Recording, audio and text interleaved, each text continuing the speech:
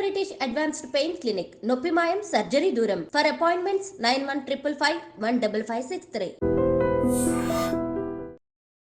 అందరికీ నమస్కారం. నేను Swaroopa Potlapalli. Welcome to I dream. అన్నదాతల చేతులకు సంకెళ్లు పడ్డాయి. సీఎం సొంత నియోజకవర్గమైన కొడంగల్ ప్రాంతంలోని లగచెర్లతో పాటు మరికొన్ని గ్రామాలు అరెస్ట్ల భయంతో నిర్మానుష్యంగా మారిపోయాయి. వికారాబాద్ జిల్లా కలెక్టర్తో పాటు ఇతర అధికారుల మీద దాడిని సీఎం చాలా సీరియస్గా తీసుకున్నారు. దీని వెనక ఎవరు ఉన్నా వదిలిపెట్టేదే లేదు అంటున్నారు. ఇప్పటికే కొడంగల్ మాజీ ఎమ్మెల్యే పట్నం నరేందర్ రెడ్డిని అరెస్ట్ చేశారు. ఇంకోవైపు చూస్తే బీజేపీ ఎంపీ డీకే అరుణ కొడంగల్ పర్యటనకు వెళ్లగా ఆమెను కూడా అడ్డుకున్నారు. అసలు లగచెర్లతో పాటు కొడంగల్ నియోజకవర్గంలో ఏం జరుగుతోంది, దీని వెనక ఏం కుట్ర ఉంది? ప్రస్తుతం నాతో పాటు బీఆర్ఎస్ లీడర్ రజనీ సాయిచంద్ గారు ఉన్నారు. ఆవిడతో మాట్లాడదాం. హలో రజనీ గారు. హలో అండి. ఇప్పుడు ఈ లగచెర్ల కొడంగల్ ఇన్సిడెంట్ని మీరు ఫాలో అవుతూనే ఉన్నారు.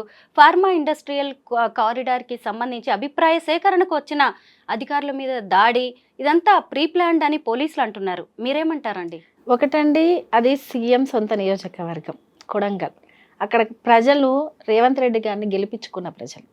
ఇప్పుడు ఒక ఫార్మా కంపెనీ కోసం భూ సేకరణ కోసం తీసుకున్న నిర్ణయంలో మీకు ఇంటెలిజెన్స్ రిపోర్ట్ ఉంటుంది కదండి.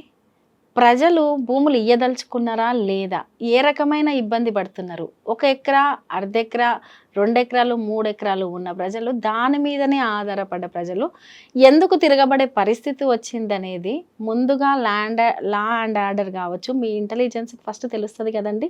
ఫస్ట్. రెండవది, ఇక్కడ కాంగ్రెస్ పార్టీ అధికారులను బలి చేసిందని చెప్పాలి. నిజం చెప్పాలంటే ఈరోజు బీఆర్ఎస్ పార్టీ మీద ఎక్కడ రాష్ట్రంలో ఏం జరిగినా బీఆర్ఎస్ పార్టీ మీద నెట్టడం అనేది, బీఆర్ఎస్ పార్టీ నాయకులను నిందించడము, తిట్టడము, అరెస్ట్ చేయడం అనేది కాంగ్రెస్ పార్టీ కింద ఒక ఆనవాయితీగా మారిపోయింది.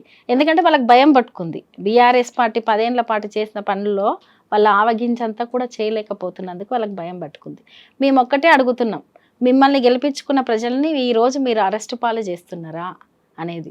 రెండవది, మీ నియోజకవర్గ ప్రజలే మిమ్మల్ని వ్యతిరేకిస్తున్నారు, మా భూములు లాక్కోవద్దని వేడుకుంటున్నారు. వాళ్ళు రైతులండి, సాదా సీదా రైతులు.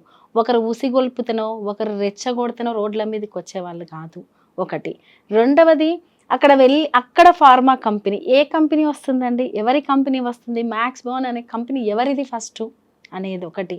రెండవది, అంతకు ముందే బీఆర్ఎస్ పార్టీ కందుకూరు దగ్గర, రంగారెడ్డి జిల్లా కందుకూరు సరౌండింగ్స్లో 12,000 ఎకరాలను ఫార్మా కంపెనీస్ కోసమని, ఫార్మాసిటీ కోసం అని చెప్పేసి రైతుల దగ్గర నుంచి కలెక్ట్ చేసి పెట్టింది.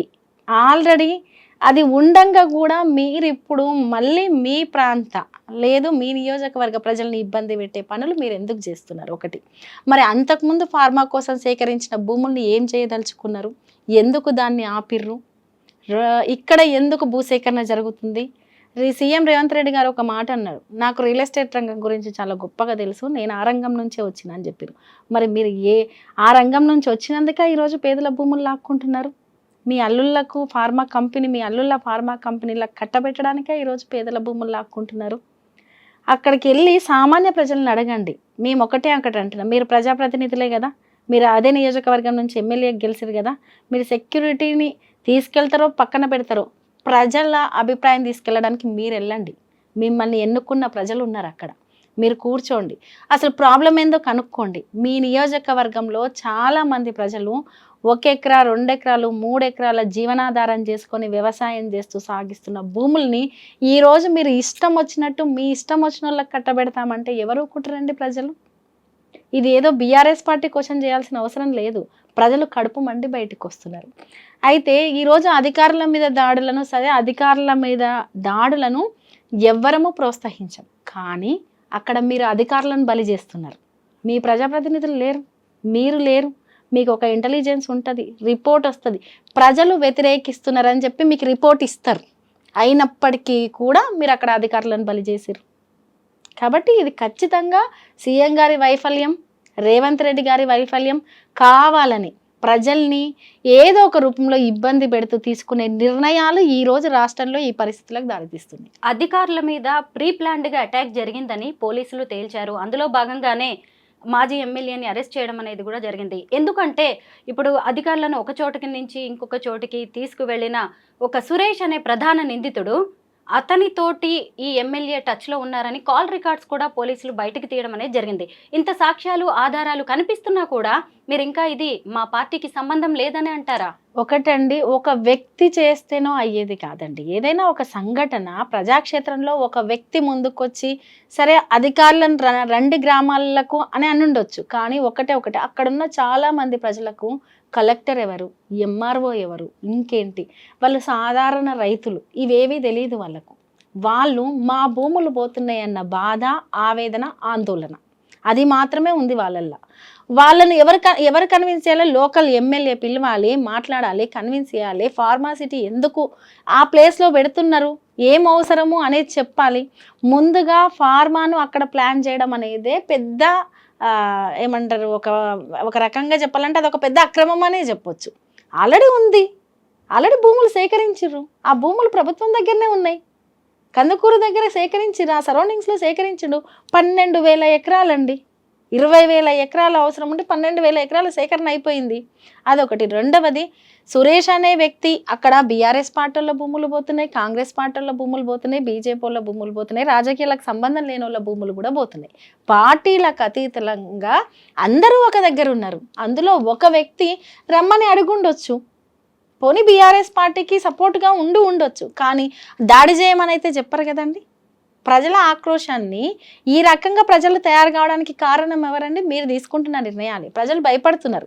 హైదరాబాద్లో బలవంతంగా అట్లా చేసినట్టు ఈరోజు కూడా మమ్మల్ని భూములను బలవంతంగా గుంజుకుంటారేమని భయపడుతున్నారు.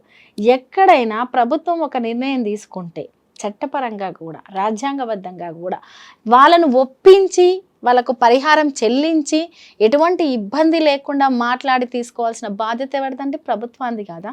మరి ప్రజలలో అంత తిరుగుబాటు ఉన్నప్పుడు మీరు ప్రజలు తిరుగుబాటు చేసే చర్యల్ని మీరు ఎలా తీసుకుంటారు? కాబట్టి ఇది ఖచ్చితంగా రేవంత్ రెడ్డి గారు లా అండ్ ఆర్డర్ విషయంలో వైఫల్యం చెందిండ్రు అక్కడ.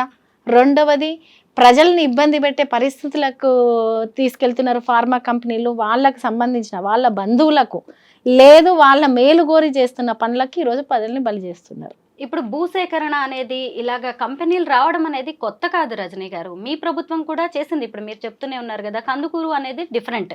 ఇప్పుడు ఈ ఫార్మా కంపెనీ వల్ల 1000 సంస్థలు వస్తున్నాయి. 20,000 ఎకరాలని ల్యాండ్ పూలింగ్ చేయడం వల్ల ఇంకా అనేక రకాలైన 10 ఫార్మా విలేజెస్ వస్తున్నాయి. దీనివల్ల ఇంకా లబ్ధి జరగబోతుంది కదా, భవిష్యత్తులో చాలా బాగుండే అవకాశాలు కూడా ఉన్నాయి. అంటే అవగాహన లోపం ఏదైనా కనిపిస్తుందేమో, మీ పార్టీ తరఫు నుంచి ఏమన్నా ప్రజలకు చెప్పే అవకాశమే లేదా? ఒకటండి, ఫార్మా కంపెనీల నుంచి వచ్చే లబ్ధి ఎంతనో దానివల్ల వచ్చే నష్టాన్ని కూడా మనం బేర్ చేసుకోవాలి ఎప్పుడైనా సరే. రెండవది, మీకు ఎటువంటి కష్టం లేకుండా, మీకు ఎటువంటి నష్టం లేకుండా, ఏ ప్రాంతంలో ఎటువంటి ప్రజలకు ఇబ్బంది లేకుండా ఉండే ప్లేస్ని మేమే బీఆర్ఎస్ ప్రభుత్వంలో కలెక్ట్ చేసి మీకు ఇచ్చినాం. మళ్ళీ ఇప్పుడు మీరు కొత్తగా ఫార్మా కంపెనీలు అని చెప్పి ప్రజల్ని ఇబ్బంది పెట్టడం, అది మీ నియోజకవర్గాల్లో ఇబ్బంది పెట్టడం. ఇదే కొడంగల్ ప్రజలు మీకు ఏ రకంగా బుద్ధి చెప్పిర్రో రేవంత్ రెడ్డి గారికి అనుభవం లేదా అండి? మళ్ళీ మీరు వచ్చి మేము అవి చేస్తాం, ఇది చేస్తాం, నేను సీఎం అయితే నా సొంత నియోజకవర్గాన్ని ఇంకేదో చేస్తా అంటే కదా నిన్ను గెలిపించిర్రు. ఈ రకంగా రైతులను అరెస్ట్ చేస్తా అంటే గెలిపించిర్రా? భూములు లాక్కుంటా అంటే గెలిపించిర్రా? మీరు ఏం చెప్పి అధికారంలోకి వచ్చిర్రు? మేము ఫార్మా కంపెనీ, నువ్వు ఏ కంపెనీని తీసుకొస్తున్నావు అనేది కూడా ఇంపార్టెంటే కదండి. ఒకటి, నువ్వు ఎక్కడ భూములు సేకరిస్తున్నావు అనేది కూడా ఇంపార్టెంటే కదా. అంతకుముందు ఉన్న భూములను ఏం చేసినావు అనేది కూడా అవసరమే కదా. ప్రజలకు చెప్పు. ఈరోజు ఆయా ఏరియాల్లో ఫార్మా కోసం సేకరించిన ప్రజలకు మీ దగ్గర 12,000 ఎకరాల భూమిని గత ప్రభుత్వం సేకరించింది, అది మా దగ్గర ఉంది, మేము ఫార్మా సిటీని చేయట్లేదు. మరి ప్రజలకు పంచు. అవి ప్రజలు దున్నుకునే భూములే కదా, మేము ఒప్పించి తీసుకున్న భూములు కదా. మనం అనేకం చూసాము, ప్రాజెక్టులను చూసాము, రోడ్ల విస్తరణ చూసాము. అవునండి, ప్రభుత్వం ఒక పని చేస్తున్నప్పుడు ఫస్ట్ ప్రజలకు వాటి మీద అవగాహన కల్పించి వాళ్ళ నుంచి వాళ్ళకి ఎటువంటి ఇబ్బందికర పరిస్థితి లేకపోతే లేదు వాళ్ళకు పరిహారం చెల్లించి అలా కదా భూములు తీసుకోవాలి. ఈరోజు ఎందుకు ప్రజలు ఇంత భయపడుతున్నారంటే, మధ్యతరగతి వాళ్ళ దగ్గరికి హైడ్రా పేరుతో వచ్చి ఎటువంటి ఇంటిమేషన్ లేకుండా విత్తిన్ ఒక నోటీస్ పడేసి ఇల్లులు కూలగొట్టిన సందర్భాన్ని చూసినాం. అలాగే నోటీసులు పడేసి మా భూములు ఎడలాక్కుంటారు అని భయపడుతున్నారు ప్రజలు. వ్యవసాయం చేసుకునే భూములు, వ్యవసాయ ఆధారిత కుటుంబాలు. కాబట్టి ఈరోజు ఒక కార్యకర్త దగ్గర, ఒక మనిషితోటి మాట్లాడితే అది చేసేదా అండి? అది ఏదైనా ప్రీ ప్లాన్డ్గా జరిగేదా? అధికారులు వచ్చినప్పుడు కావచ్చు, ప్రజాప్రతినిధులు వచ్చినప్పుడు క్వశ్చన్ చేస్తుంటారు, అడుగుతుంటారు, ఆవేశాలకు లోనవుతారు. మరి మీరు ఆయా ఇలా ఉంది అక్కడ పరిస్థితులు అని చెప్పేసి ముందు తెలుసుకునే కదా, మీకు ఒక రిపోర్ట్ వచ్చిన తర్వాత కదా అధికారులను పంపించాలి. కాబట్టి కాంగ్రెస్ పార్టీ వాళ్ళు తప్పించుకున్నారండి ప్లాన్గా. అక్కడ కలెక్టర్ గారిని ఇరికించారు. మేమేమంటున్నామంటే అక్కడ కలెక్టర్ గారి మీద వ్యతిరేకత కాదు ఇది, అక్కడ అధికారుల మీద వ్యతిరేకత కాదు, మీ ప్రభుత్వం మీద ఉన్న వ్యతిరేకత, మీ మీద ఉన్న వ్యతిరేకత, మీరు చేస్తున్న పనుల మీద వ్యతిరేకత.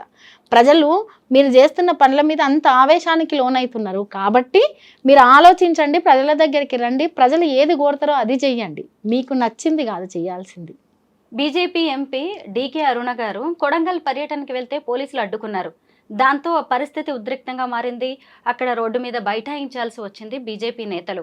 ఎందుకంటారు? భద్రతా కారణాలా లేకపోతే ఇంకేదైనా దీని వెనక అంటే నిజాలు బయటకు వస్తాయి, మళ్ళీ నాయకులు వెళ్ళి రెచ్చగొట్టినట్టు అవుతుంది అనే ఉద్దేశంతో ఇలా జరిగిందంట. ఈ మధ్య ఏమైపోయిందంటే అండి, రాష్ట్రంలో బీజేపీ కూడా ఒక బీజేపీ నాయకుడేమో రేవంత్ రెడ్డి గారికి సపోర్ట్ చేస్తారు, ఒకరి బీజేపీ ఇంకొకరికేమో రేవంత్ రెడ్డి గారి సపోర్ట్ చేస్తారు, వాళ్ళ సత్సంబంధంతో ఉంటారు. సరే, ఈరోజు ఏదేమైనప్పటికీ డీకే అరుణ గారు ఒక ఎంపీగా, మా ప్రాంత ఎంపీగా వెళ్ళారు. మరి అక్కడ సమస్య ఏం లేకపోతే రెడ్ కార్పెట్ పరవండి, పంపించండి, ప్రజలు ఏం చెప్తారో విననివ్వండి. మీరు ఇప్పుడు బీజేపీ కాంగ్రెస్ పార్టీ ఏం డ్రామాలు చేస్తుందో, ఎలా ఉంటుంది ఏంది అనేది ప్రజలకు తెలుసు. ఏదేమైనప్పటికీ వ్యక్తిగతంగా ఒక ప్రజాప్రతినిధురాలుగా అక్కడికి వెళ్ళినప్పుడు మీరు ఖచ్చితంగా మీరు ఆపాల్సిన సందర్భం ఏముంది? కాబట్టి అంటే ప్రజలు ఖచ్చితంగా వాళ్ళ వ్యతిరేకతను చెప్తారనే కదా మీరు ఆపుతున్నారు. కాబట్టి ఇది రేవంత్ రెడ్డి గారి పూర్తి వైఫల్యం అండి, కాంగ్రెస్ పార్టీ పూర్తి వైఫల్యం. ఇప్పుడు కొడంగల్ అనేది కూడా మీ ఉమ్మడి పాలమూరు జిల్లాలోనే ఉంది కదా, మరి మీరు ఎప్పుడు వెళ్తున్నారు? అక్కడ ప్రజలతో ఏమన్నా మాట్లాడబోతున్నారా? కొడంగల్ ఉమ్మడి పాలమూరు జిల్లాలోనే కాదు, రాష్ట్ర వ్యాప్తంగా సత్సంబంధాలు ఉన్నప్పటికీ కూడా ఉమ్మడి పాలమూరు జిల్లాలో ముఖ్యంగా కొడంగల్ ఏరియాల్లో కూడా సత్సంబంధాలు ఉన్నాయి. ఖచ్చితంగా వెళ్తాము. అక్కడ ఏ ప్రజలకి ఏ సమస్య వచ్చినా వెళ్ళి ప్రజల పక్షాన మాత్రం ఖచ్చితంగా కొట్లాడతామండి. ఈరోజు 55 మందిని అర్ధరాత్రి పూట అరెస్ట్ చేయడం రైతులని, 16 మందిని రిమాండ్కు పంపించడం, జ్యుడిషియల్ కస్టడీకి పంపించడం, అసలు రైతుల వాళ్ళు ఏమైనా ద్రోహులా? నిజంగానే రైతుల ఆవేశానికి లోనైతే గనక వాళ్ళకి సర్ది చెప్పాల్సిన బాధ్యత ఎవరిదండి? ప్రభుత్వానికి కదా. రైతులు ప్రభుత్వం జోలికి పోలేదండి, ప్రభుత్వం రైతుల జోలికి వచ్చింది. వాళ్ళ సొంత భూముల జోలికి ప్రభుత్వం వచ్చింది. అప్పుడు ప్రభుత్వం కదా రైతులకు సర్ది చెప్పాలి. కాబట్టి ఒక సంఘటన జరిగినప్పుడు ఆ సంఘటన వెనుక అనేక కారణాలు ఉంటాయి. దాన్ని తీసుకుపోయి బీఆర్ఎస్ పార్టీ మీద ఏది జరిగినా, రాష్ట్రంలో ఏది జరిగినా, లాస్ట్కు సీఎం రేవంత్ రెడ్డి గారికి పొరపాటున పడుకొని కళ వచ్చినా కూడా నా కళలో ఇది జరిగింది, దానికి బీఆర్ఎస్ పార్టీ కారణం అనేటట్టు ఉంది పరిస్థితి. కాబట్టి ఏది జరిగినా కేసీఆర్ గారిని తిట్టాలి, కేటీఆర్ గారిని తిట్టాలి, హరీష్ రావు గారిని తిట్టాలి. లేకపోతే కనుక బీఆర్ఎస్ పార్టీ నాయకులను, శ్రేణులను క్వశ్చన్ చేసేటోళ్ళని అరెస్ట్ చేయాలి, వీళ్ళ మీద దుమ్మెత్తిపోయాలి. ఇక్కడ నిరుద్యోగులు అడుగుతుంటే బీఆర్ఎస్ పార్టీ వాళ్ళు క్వశ్చన్ చేస్తారు అంటారు, గురుకుల చిన్న పిల్లలు బయటకు వచ్చి అడుగుతుంటే బీఆర్ఎస్ పార్టీ వాళ్ళే ఉసిగొల్పిరు అంటారు. లేదు, హైదరాబాదితులు భవన్ వరకు వచ్చి మమ్మల్ని పట్టించుకోండి మా పరిస్థితి ఇట్లుందని అడిగినా కూడా బీఆర్ఎస్ పార్టీ వాళ్ళే అంటే బీఆర్ఎస్ పార్టీ అంటే రేవంత్ రెడ్డి గారికి ఉన్న భయాన్ని చూస్తున్నాం.